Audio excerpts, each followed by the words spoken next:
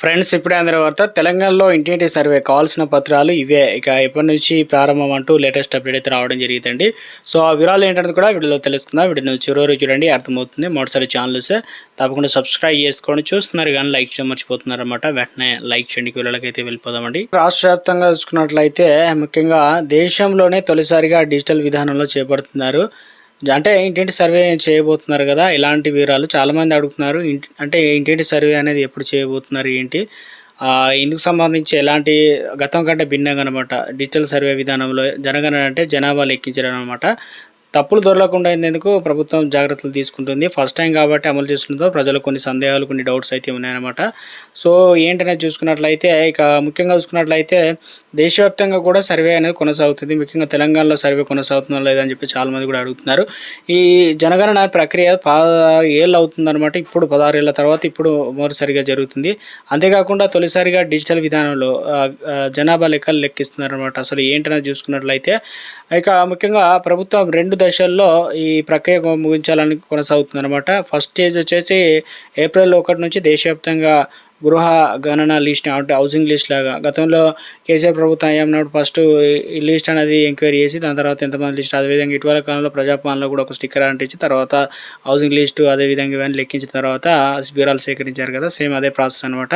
అయితే ప్రతి రాష్ట్రంలో 15 రోజుల ముందు హౌసింగ్ లిస్ట్ కొనసాగుతుందన్నమాట. ప్రస్తుతం 8 రాష్ట్రాల్లో ఇవి కొనసాగుతుందని చెప్తున్నారు.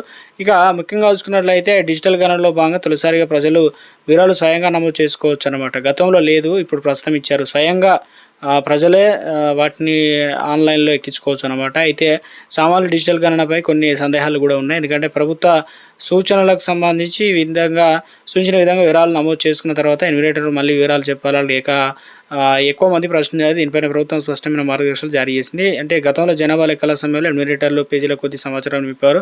అంటే పెన్ పేపర్ తీసుకొచ్చి బుక్లెట్ లాగా నింపి దాని తర్వాత ఇప్పుడు దీనికి సమయం పట్టేది, తప్పులు దొరలేవు కాబట్టి ఇప్పుడు అలా కాకుండా ఈజీ ప్రాసెస్ చేయాలని చెప్పేసి అత్యంత కఠినంగా అది పారదర్శకత ఉండేందుకు గాను డిజిటల్ గణన చేపడుతున్నారు. ఇక ఏ విధంగా చేయబోతున్నారు ఏంటి అంటే ప్రధానంగా తప్పులు లేకుండా సేకరించడంతో పాటు ఇక ఒక వ్యక్తి ఉన్నారనుకో, ఒక వ్యక్తికి ఆధార్ కార్డు ఉంటుంది, అదేవిధంగా ఒకే ఫోన్ నెంబర్ అయితే ఉంటుంది. ఇలా 2 సార్లు ఎక్కించకుండా ఒకేసారి అయితే ఎక్కిస్తారనమాట. అది కూడా దీనివల్ల బెనిఫిట్ అయితే లభిస్తుందని చెప్తున్నారు. మొబైల్ నెంబర్ ఉపయోగించి తమ కుటుంబ వివరాలు ఆన్లైన్లో చేయవచ్చు అనమాట. సో మొత్తం ఎన్ని అంటే 16 లాంగ్వేజ్లో ఇది అందుబాటులో ఉంచారనమాట. ప్రజలు మాతృభాషలో కూడా ఇప్పుడు తెలుగు ఉంది కదా, తెలుగులో కూడా మనం ఎక్కించుకోవచ్చు. ఇక డేటా కూడా తర్వాత రిఫరెన్స్ నెంబర్ను ప్రభుత్వం కేటాయిస్తుంది. ఇక ఈ నెంబర్ జనగణన కోసం ఇంటికి వచ్చిన అధికారికి తప్పనిసరి చెప్పాలన్నమాట ప్రభుత్వం సూచిస్తుంది. సో ఇవన్నీ కూడా మనం స్టార్టింగ్ ఎక్కిసిన తర్వాత ఒక నెంబర్ ఇస్తారు. ఆ నెంబర్ అయితే వాళ్ళు వచ్చినప్పుడు ఎంక్వైరీ జరిగిందా లేదా ఆ డేటా అనేది నెంబర్ ఇస్తే సరిపోతుందని చెప్తున్నారు. అయితే ఇక తెలంగాణలో జరుగుతుందా లేదని చాలామంది అడుగుతున్నారు కాబట్టి నిర్మల్ జిల్లాలో జనగణన అంటే జనాభా లెక్కింపు అనేది స్టార్ట్ అయిందనమాట. చివరిసారి 2011లో స్టార్ట్ అయితే ఇప్పుడు మళ్ళీ 2026 మధ్యకాలంలో ఏం జరిగిందంటే కరోనా రావడంతో లేట్ అయిందనమాట. సో ఇప్పుడు ముందుగా ఇళ్లను లెక్కించి తదనంతరం సిబ్బందిని నియామకానికి సంబంధించి ప్రక్రియ పూర్తి చేసి తర్వాత జిల్లా కలెక్టర్లు ఇప్పటికే పకడ్బందీగా గృహాల సంబంధించిన జనగణన ఎక్కడ తప్పులు జరగకూడదని చెప్పేసి క్షుణ్ణంగా పరిశీలిస్తున్నారు. మొదటి దశలో వచ్చేసి ఇవన్నీ ఏం చేస్తారంటే సంక్షేమ పథకాల అభివృద్ధి కార్యక్రమాలు, మౌలిక సదుపాయాలు ఇవన్నీ జనాభా గణనకు దోహదపడతాయి అంటున్నారు. అదేవిధంగా 10 ఏళ్ళకు ఒకసారి కేంద్ర ప్రభుత్వం ఇక నిర్వహిస్తున్న జనాభా కాబట్టి సో ఇది చాలా కీలకంగా మారబోతున్నట్లు చెప్తున్నారనమాట. అయితే 2వ దశ వచ్చేసి మనకి ఎప్పుడు స్టార్ట్ అవుతుందంటే మనకు మే 11 నుంచి జూన్ 9వ తేదీ వరకు గృహాలు లెక్కించబోతున్నారని చెప్పేసి అప్డేట్ అయితే రావడం జరిగిందండి. సో ఇందులో వచ్చేసి గతంలో పేపర్ పెన్తో వాడేవారు, ఇప్పుడు అలా కాకుండా మొబైల్ యాప్లో అయితే ఉంది. అదేవిధంగా వెబ్సైట్ కూడా అందుబాటులో తీసుకొచ్చారు. అందులో లెక్కించి అందులో ఎంట్రీ చేస్తారు. స్వచ్ఛందంగా తమ వివరాలు ఆన్లైన్లో నమోదు చేసుకునే అవకాశాన్ని అయితే కల్పించారు. ఈ పోర్టల్లో గణన ప్రారంభానికి 15 రోజుల ముందు అందుబాటులో అయితే ఉంచబోతున్నట్లు ఒక అప్డేట్ అయితే రావడం జరిగిందండి. ఇవన్నీ కూడా బ్లాక్ల వారిగా, గ్రామాల వారిగా, పట్టణాల వారిగా ఇవన్నీ కూడా వివరించడం అయితే జరుగుతుంది అంటున్నారు. అయితే దేశవ్యాప్తంగా 1వ తేదీ నుంచి జనాభా లెక్కల సేకరణ స్టార్ట్ అయింది కాబట్టి ఇవన్నీ కూడా కేంద్రం నుంచి సాధారణ బదిలీలు కూడా ఉండవద్దు, ట్రాన్స్ఫర్లు ఇవన్నీ కూడా ఉండదు అని చెప్తున్నారు.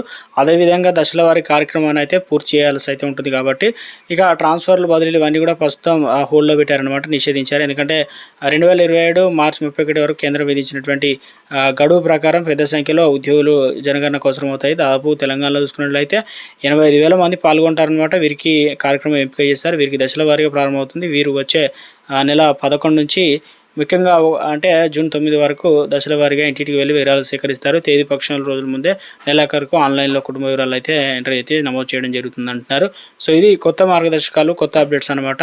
సో వారు ఎలాంటి పత్రాలు అంటే ఇప్పుడు ఆధార్ కార్డు జిరాక్స్, అదేవిధంగా ఆధార్ కార్డు ఒరిజినల్ ఉన్నా పర్లేదు, అదేవిధంగా ఓటర్ ఐడి అడుగుతారు, లేదంటే రేషన్ కార్డు అడుగుతారు, ఇంటి పరిస్థితి ఏ విధంగా, ఆర్థిక స్తోమత, బండ్లు ఉన్నాయి, కార్లు ఉన్నాయి, ఇలాంటివి కొన్ని రకాల ఆర్థిక పరిస్థితితో పాటు ఇక కరెంటు, ఇంటర్నెట్ ఇవన్నీ కూడా అడుగుతారనమాట. సో మొత్తానికి తెలంగాణ రాష్ట్ర వ్యాప్తంగా మొత్తం మీద అయితే జిరాక్స్లు అయితే తీసుకోరు, ఓన్లీ ఆన్లైన్లో అయితే మనం నమోదు చేసుకోవడానికి వెసులుబాటు కూడా ఇచ్చారు. అదేవిధంగా ఎన్విలేటర్లకు అయితే వచ్చినప్పుడు వివరాలు అయితే చెప్పాల్సి అయితే ఉంటుందన్నమాట. ఇది ప్రస్తుతం కొన్ని అప్డేట్స్ అనమాట.